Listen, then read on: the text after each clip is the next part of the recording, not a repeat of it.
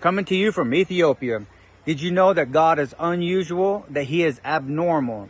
In the book of Revelation, chapter 4, it talks about the four creatures that were at the center of the throne and around the throne. Think about it. These creatures had four faces. One had the face of a calf, one had the face of a lion, one had the face of a man, one had the face of an eagle, and they all had eyes from the front and from behind and all around, just covered in eyes.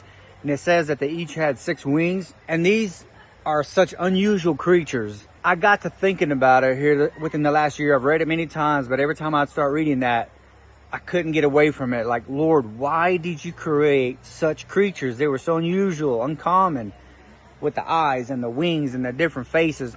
And here's the thing about it that stuck out to me. They were at the center of the throne and around the throne, and they were flying around the throne saying, holy, holy, holy is the Lord God Almighty. These creatures were not back behind the fence somewhere, as in you're so unusual, you're not just cut for it, stay behind the fence, this is where you belong. No, they were at the center. And here in Ethiopia, you think about this medical clinic team that has come from the U.S., over 38, 39 people, and you see them coming here and God using them. With the different faces of these creatures, sometimes you think about a preacher or a minister as someone who wears a suit and a tie in a pulpit. That's one face.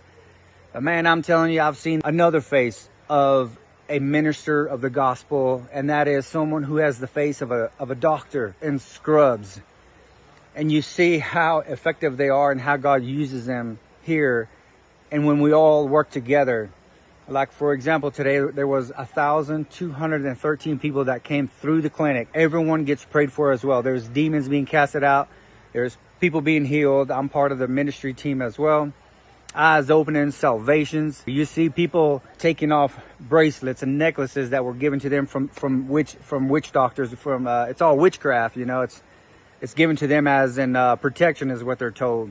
And you see another face of a minister of the gospel here. And when I was reading it here this last year, I couldn't get away from it. It stuck out to me so strong how unusual these creatures were, but they were at the center. And I asked the Lord, why did you create them? Because if you read in Revelation 4, a few verses down, it says that the 24 elders, they said, Lord, you created them. You created them for your will. When I asked the Lord that, why did you create them?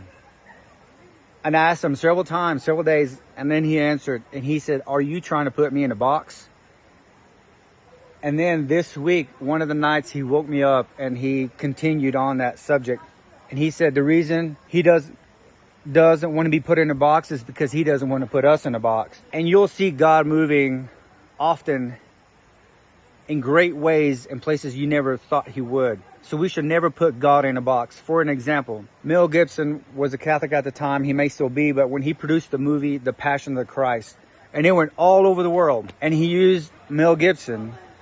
And you think about it, it wasn't some minister that is well known, it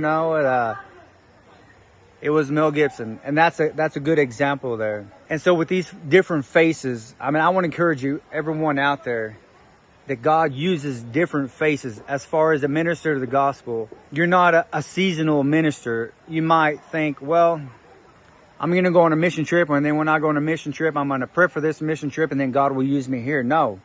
Whatever field you're in, just like these doctors and nurses, they are in a field. They have the face of a doctor.